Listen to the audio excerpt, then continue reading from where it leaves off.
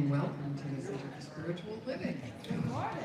If everyone would like to hop up and join us, we're going to sing I'm a Believer.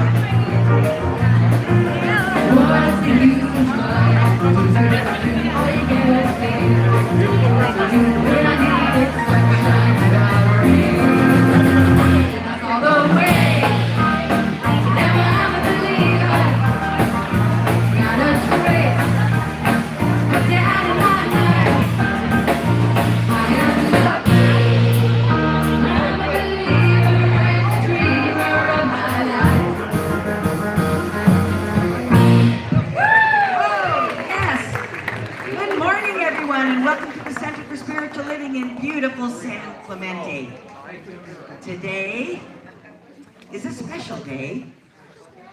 We honor those beautiful beings that had the courage and the joy to give us life. So we all have one thing in common. What is that? We all have a mother, right? Okay, so happy Mother's Day. Whoever you are, whatever spiritual path you're on, you are so welcome here. So welcome home. We are a trans-denominational center, which simply means that we just welcome everyone and we surround you with love and joy. So we're going to start the service this morning with the Flames of Faith, and it is a call to service. And we perform this ceremony to promote the consciousness of life, which acknowledges that all people, all faiths, all sentient beings come from the one great universal presence, which we call spirit. Fundamental to this truth is the unifying nature of all religious thought and experience, and we honor it here today. We light the candle for the Tao, honoring the universal path of harmony and equilibrium, the natural way. We light the candle for the shamanic traditions, honoring the beliefs and the practices of all indigenous peoples, the way of primal spirituality. We light the candle for Hinduism, honoring the path of knowledge, action, and devotion. We light the candle for Judaism, honoring the ethical path of living by sacred law. We light the candle for all forms of Buddhism, honoring the Four Noble Truths and the path of compassion. We light the candle for all forms of Christianity, honoring the Christ consciousness as the path of love. We light the candle for all forms of Islam, honoring the path of compliance with the will of God as the highest calling. We light the candle for the universalistic religion of Baha'i, honoring the path of unity and the path of peace. We light the candle for all forms of new thought, honoring the metaphysical path of mental healing through the practice of universal spiritual principles. And as Reverend Carla lights the last candle, please let it represent the path that brought you here this morning.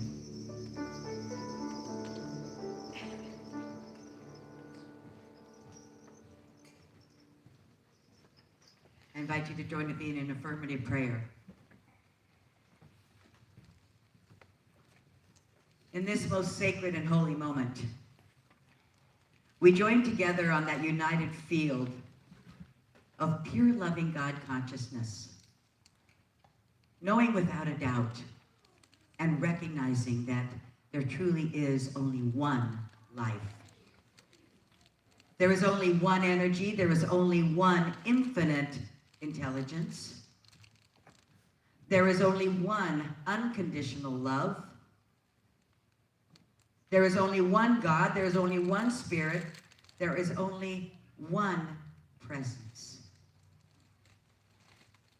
And this energy, this vibration is revealed through each one of us, individually and collectively.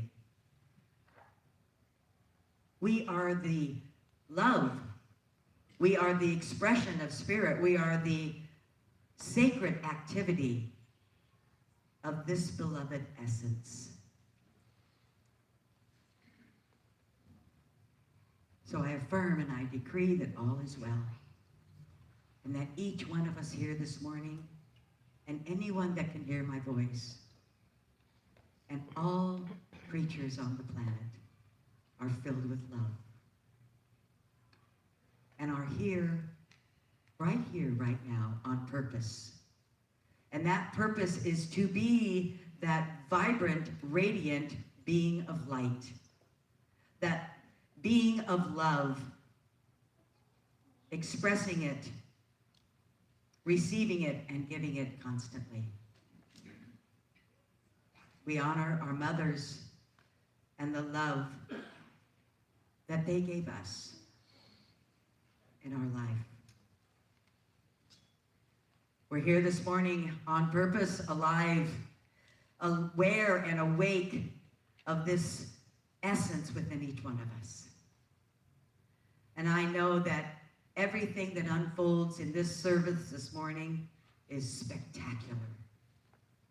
From the music, from Dr. Heather's message, from the people that we see and look into their eyes, it is the reflection of God in action.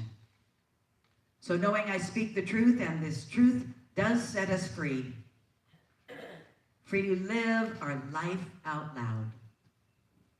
So I place my words into divine mind where they've already been created, in mind. And I fill my heart with thanksgiving for this time together, for this knowing, for this essence. And I anchor this prayer in love and in confidence and in joy. So please say with me, and so it is. And now, Pam Rock will come up and do our affirmation and declaration of principles. First, we will speak our declaration of principles, which will appear on the wall, and then we will say our affirmation. So please say with me our declaration of principles. I believe in God, the one creative intelligence, operating through the universe and operating throughout my entire being, now and always. I believe this perfect spirit operates upon a law of mind and creates my experience exactly according to my beliefs. I believe this perfect creative intelligence can be used by me and by every other person to produce health, abundance, and love in mind, body, and total life experience. I use it now, and I rejoice in it, and so it is. Our affirmations say with me, today I create a new reality for my life. I choose words, thoughts, and actions that speak the truth of my vision for my life. And so it is. And now please help me welcome to the stage Gino Walker.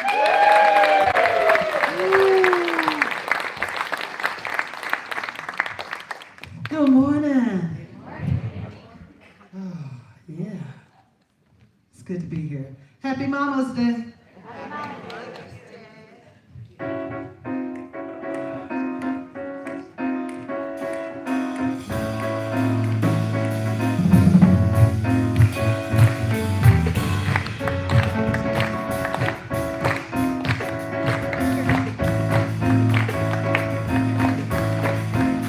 Up on the mountain, when my Lord spoke to me, I felt the Spirit moving through me. Up on the mountaintop, when my Lord speaks to me, I feel the Spirit moving through me. Every time I feel the Spirit moving in my heart, I pray. And every time you feel the Spirit moving in your heart, go ahead and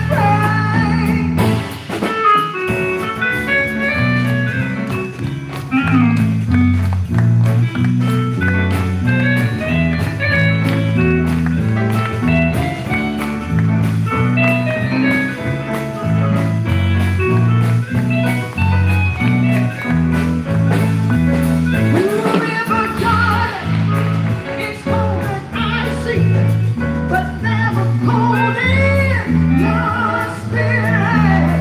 The River Jordan is cold and icy, but never cold in your spirit. Every time I feel the Spirit moving in my heart, I will pray.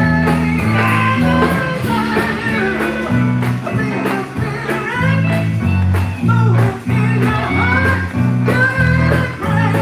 Every time you feel the Spirit, good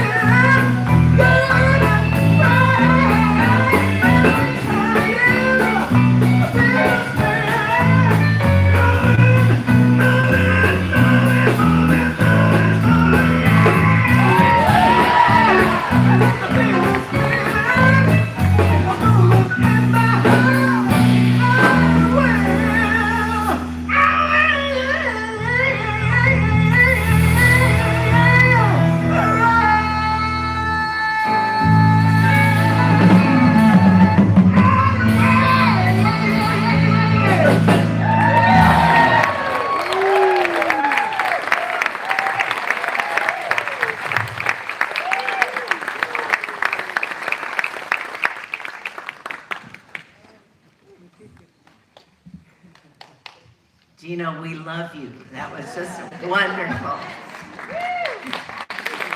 We know that the Spirit's always moving in you, that's for sure. Happy Mother's Day.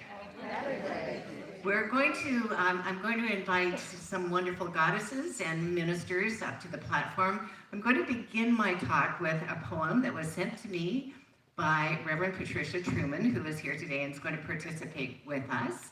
And it was so, it just opened my heart up to have her send that poem, because along with it she said, to all my friends who are mothers and to the ones who haven't given birth to children, that to mother and nurture others. And I was just so touched. This is a poem by John O'Donohue. And so if the ministers would please come up, they're participating, please come up. And so they are Reverend Patricia Truman, and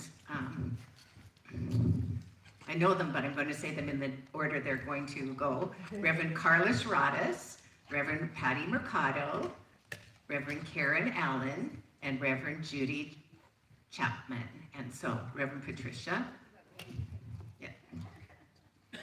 So, I'm going to have them introduce themselves and just tell you if they have any children. They all do.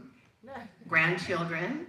And then if they gave birth early enough, if they have great-grandchildren. Reverend Patty. Yes, Like this. Reverend Patricia from this very center, and it was touched my heart to see my picture up on the ministerial. So I'm always available to be invited, and it's good to be here. I also have another name that came as a cosmic joke. I was a child bride and a baby mother, maybe reluctant. And from that moment, that little seed, I had 3 children, which then became 10 children, and thus my other identity, Grand Patty, was born. And then from the 10, in June, I will have 21 Wow! And I just want to leave this other thought. Now I am so blessed for all of those souls that have entered my life, and there are some amazing advanced babies and children coming onto the planet. So we need to stand in great love and light to the children of this world. I'm Carla Schradas, and I've been blessed with 3 children and 3 grandbabies. I am Patty Mercado, and I have 2 beautiful children. Karen Allen, I have 3 children and 1 grandchild. Judy Chapman, I have 2 beautiful daughters and 4 fantastic grandchildren.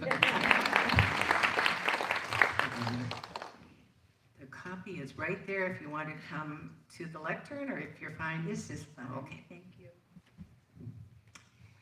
Nice and close. As Dr. Heather said, this is a poem by John O'Donohue, who was a priest, and then who left the priesthood, but was quite a wonderful philosopher and a large presence on the planet. And now I'm sure he's watching us from above. Sure. For a mother to be, nothing could have prepared your heart to open like this. From beyond the skies and the stars, this echo arrived inside of you and started to pulse with life. Each beat, a tiny act of growth, traversing all our ancient shapes on its way home to itself. Nothing could have prepared your heart to open like this.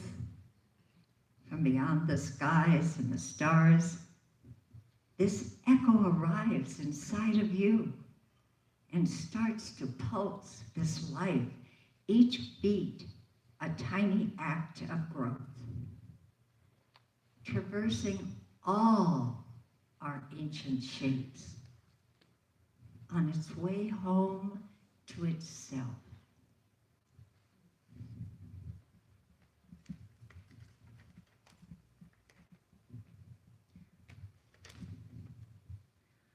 Once it began, you were no longer your own. A new, more courageous you, offering itself in a new way to a presence you can sense, but you have not seen or known. It has made you feel alone in a way you never knew before. Everyone else sees only from the outside, which you fill and feed with every fiber of your being. Once it began, you were no longer your own, a new, more courageous you, offering itself in a new way to a presence you can sense, but you have not seen or known. It has made you feel alone in a way you have never known before. Everyone else sees only from the outside what you fill and feed with every fiber in your being.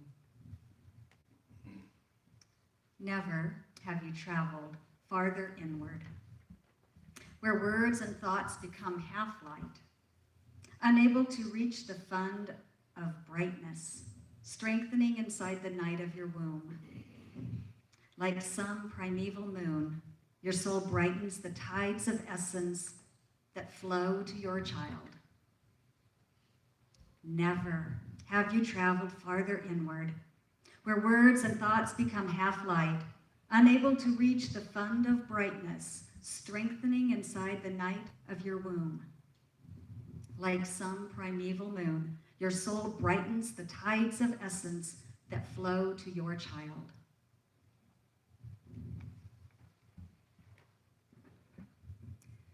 You know your life has changed forever. For in all the days and years to come, distance will never be able to cut you off. From the one you now carry for 9 months under your heart, may you be blessed with quiet confidence that destiny will guide you and mind you. You know your life has changed forever. For in all the days and years to come, distance will never be able to cut you off from the one that you now carry for 9 months under your heart. May you be blessed with quiet confidence that destiny will guide you and mind you.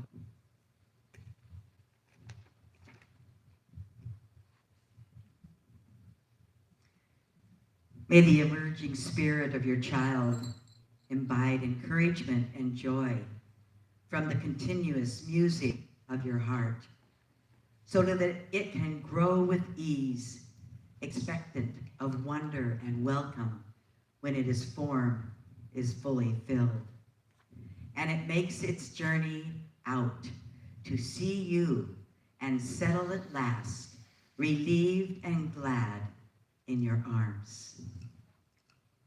May the emerging spirit of your child imbibe encouragement and joy from the continuous music of your heart, so that it can grow with ease, expectant of wonder and welcome when its form is fully filled. And it makes its journey out to see you and settle at last, relieved and glad in your arms. Thank you, ladies. Thank you, ministers. Thank you, blessed.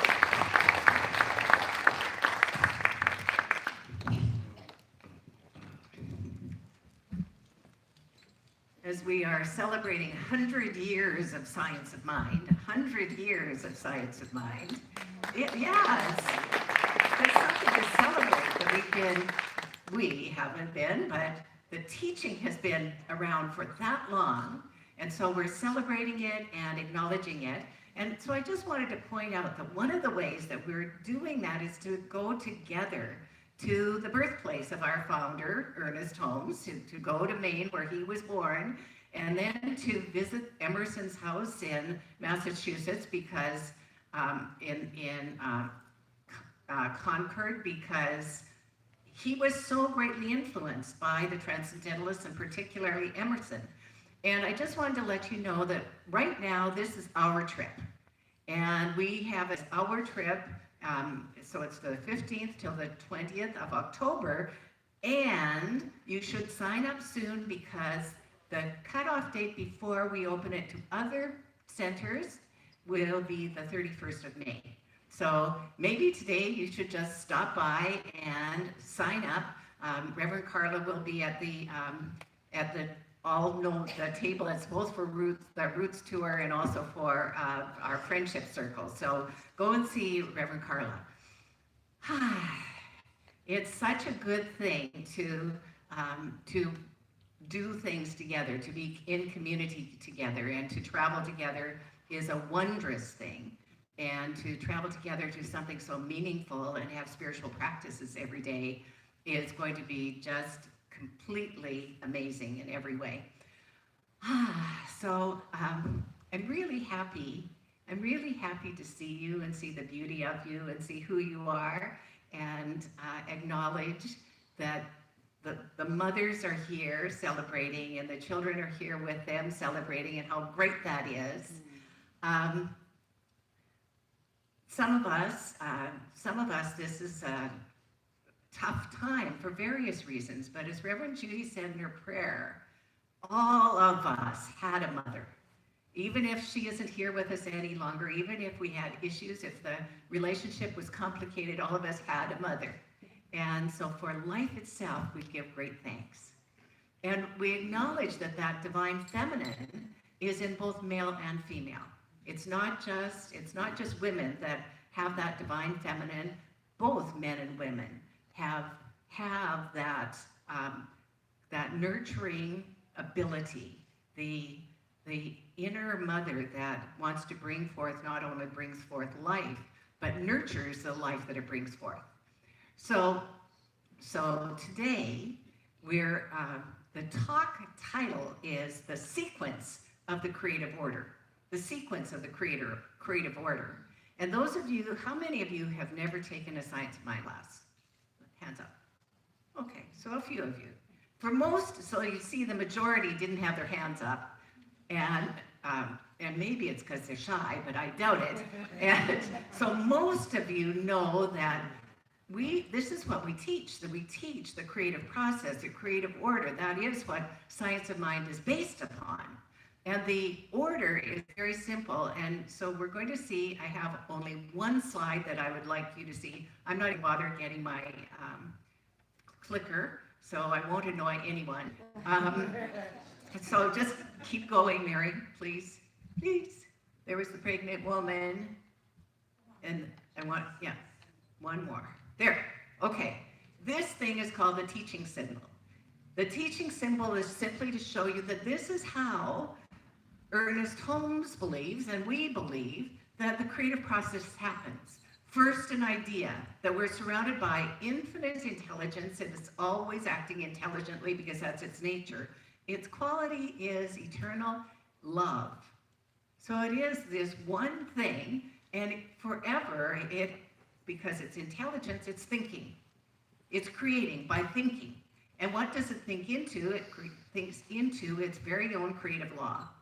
And then what happens? It becomes form. It becomes experience. It becomes circumstances. It becomes relationships. It becomes prosperity. Whatever it is, whatever idea has been planted. So you can think of it as if we are planting a garden, if we are moving toward giving birth to a baby, we've already planted a seed in the soil or in the womb of the universe.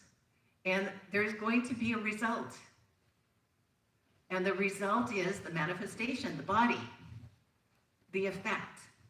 It's pretty logical when you think of it. There has to be, the beginning of it, the creative process has to be an idea. It has to be something that sparked your imagination, you're convinced is true.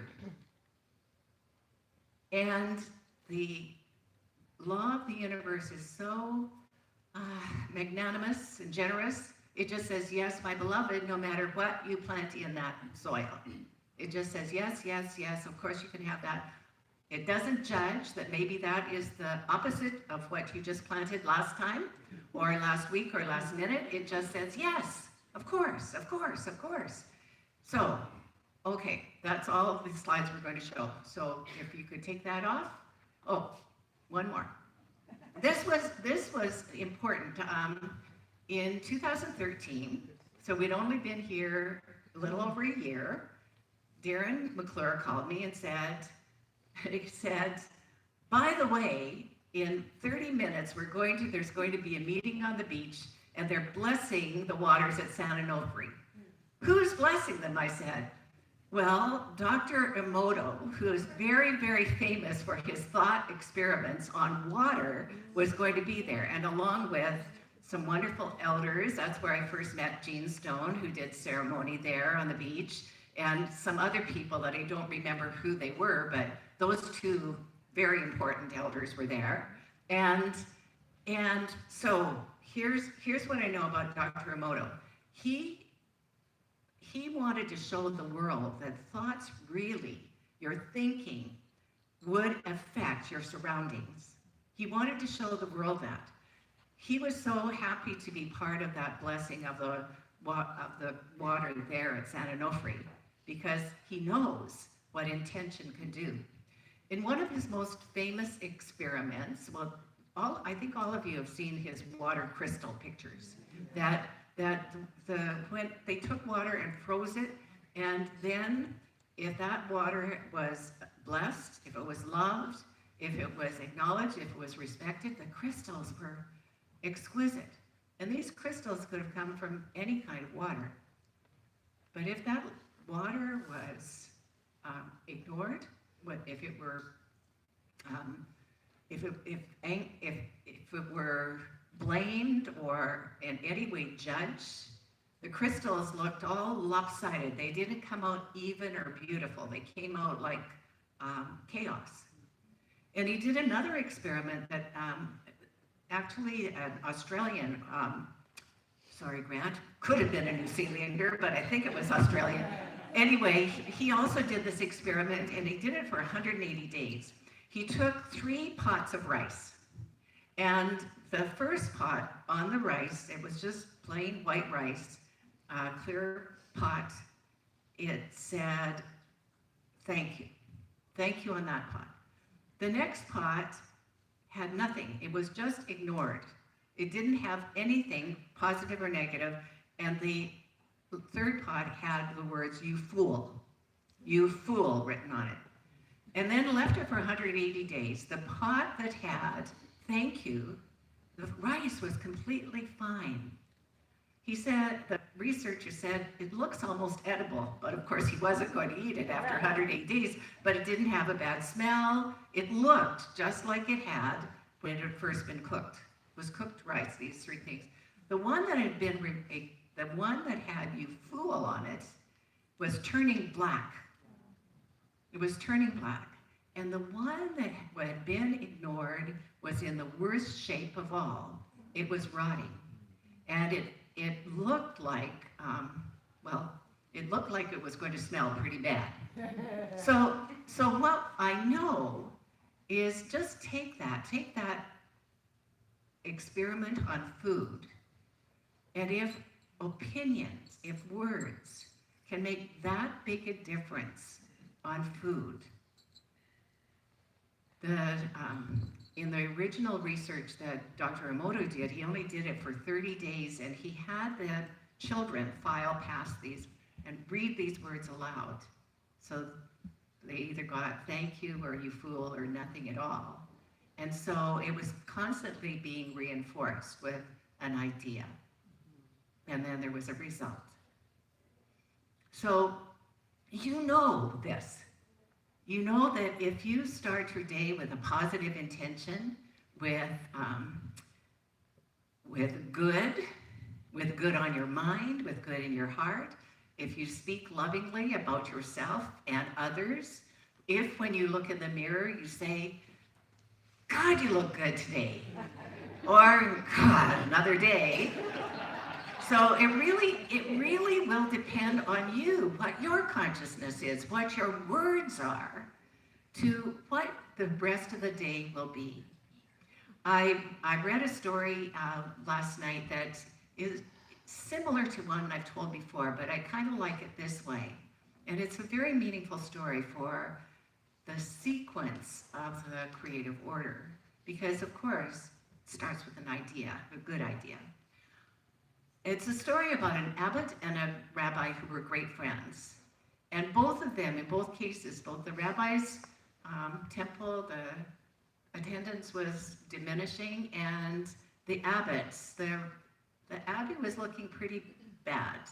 And there weren't many people coming to the abbey any longer. And so the brothers there were looking older and grayer and less energy. So they were talking, and the rabbi said to the abbot, he said, I don't know if there's anything you can do, but what we've known here in our tradition for a long time is the Messiah is one of you. Is the Messiah is one of you. And so what that meant is that the Jewish community were saying that the Messiah is coming from this other community. The Savior is going to come from that other community. And the abbot took it in, thought about it, and he noticed as he was doing his work, he would look at the brothers there and wonder, I wonder if it could be you. I wonder if it could be you. And he started treating each one with great respect and love. With great respect and love. And the brothers noticed. They said, what's going on? You seem to be different toward us. And so he shared with them what was going on. And then they started looking at each other as if, well, what if it's you? What if it's this one? What if it's the other one? With great respect and love. And it started turning around. And people started coming. And people started applying to become priests there, to become brothers there. And people started coming to be at the abbey and to have picnics outside. It turned the whole thing around. Why? Because it changed from a negative, we're getting old and there's nothing we can do about it, no one's coming, to what if one of us is the promised one? Well, take a look around the room. All you're seeing here are promised ones. You're seeing the Christ. And it is the one you're looking at. No matter who you're looking at, it's that one. And it's that one. And it's that one. And it's this one. All of us together are making a difference. All of us together are turning our lives around because we're having a new idea. It's up to us whether we're continuing to create a consciousness of heaven or a consciousness of hell.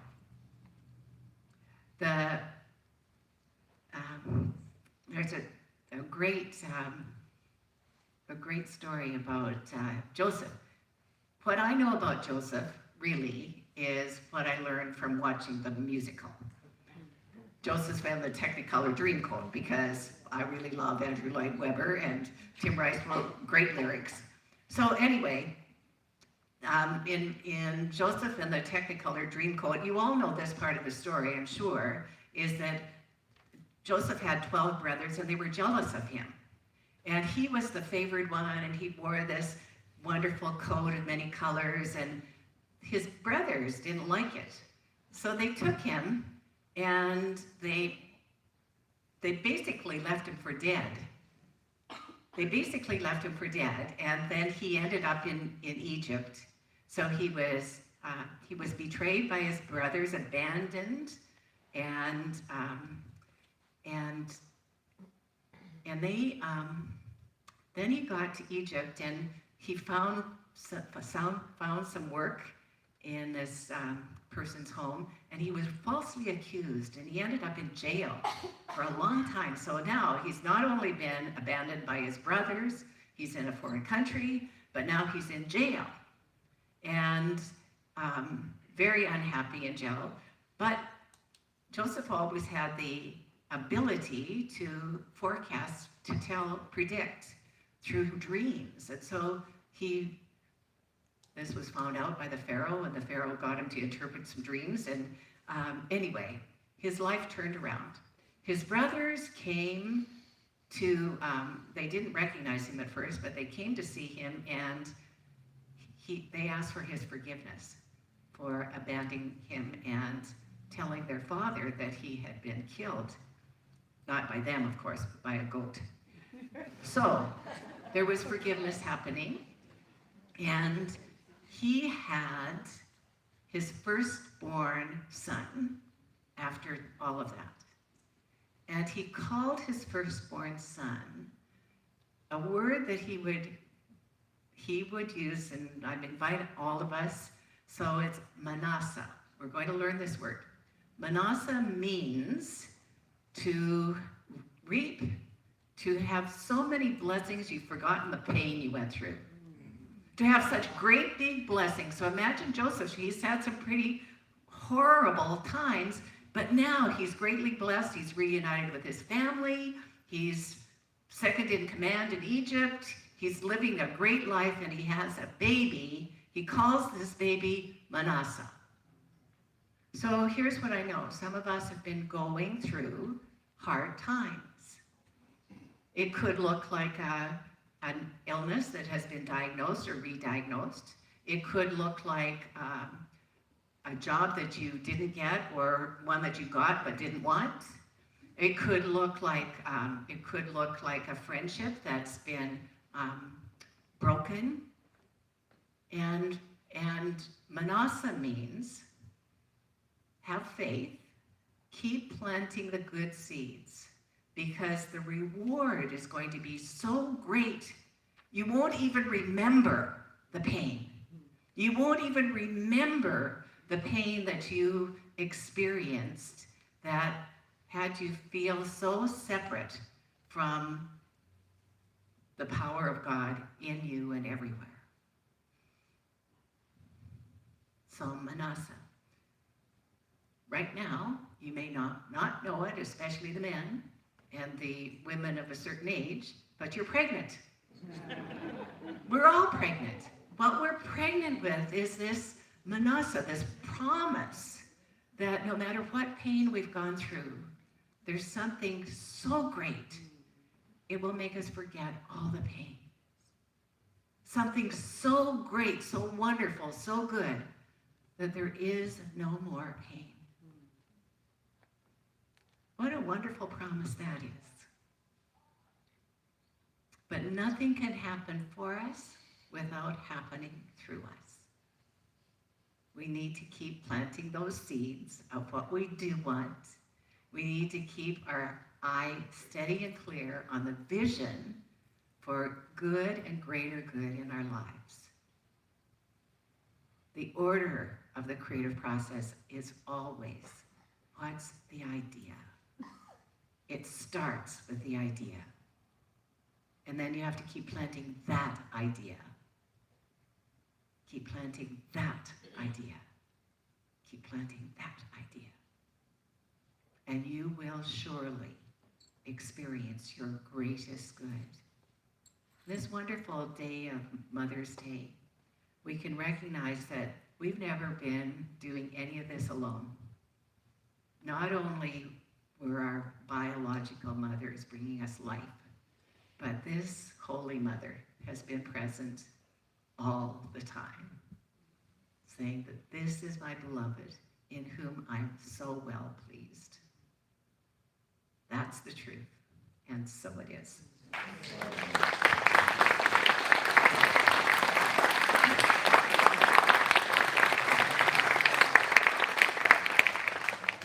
I'm going to pray, and it looks like I just want to acknowledge that we have Diane isn't here this morning, and so Jules is subbing for her. And Jules, if you want to come and underscore what I'm doing, that's great. And if she didn't set you up for that, that's fine too. But just after the prayer is going to be Gino, so you all will have to come back. Okay, so this is what I know for sure. I know that there's only one life, and that life is God's life. That life is whole, complete, and perfect in absolutely every way. That life is my life right here, right now.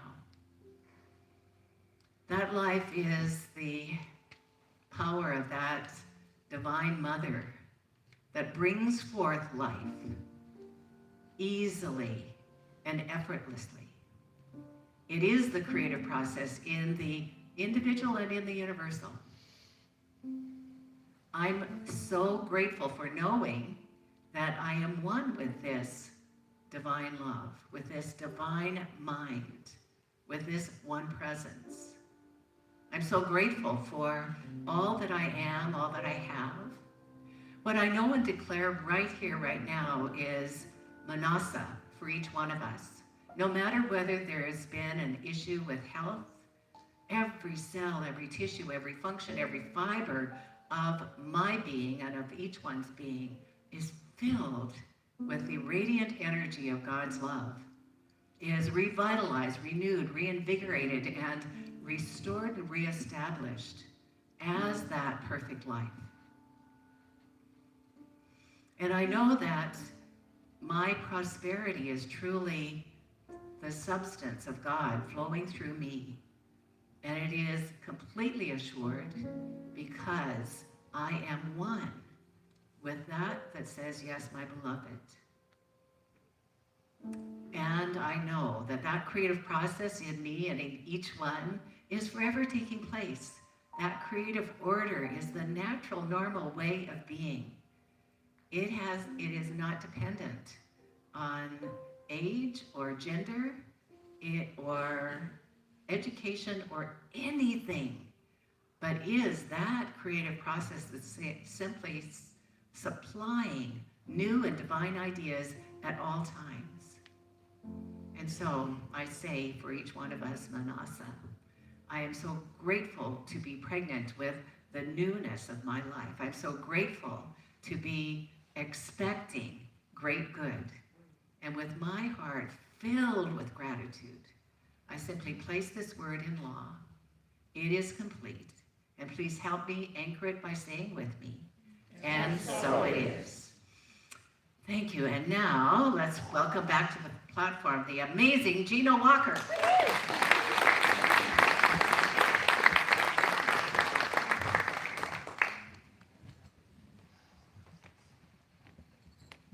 That was beautiful. It's like she was reading my mind.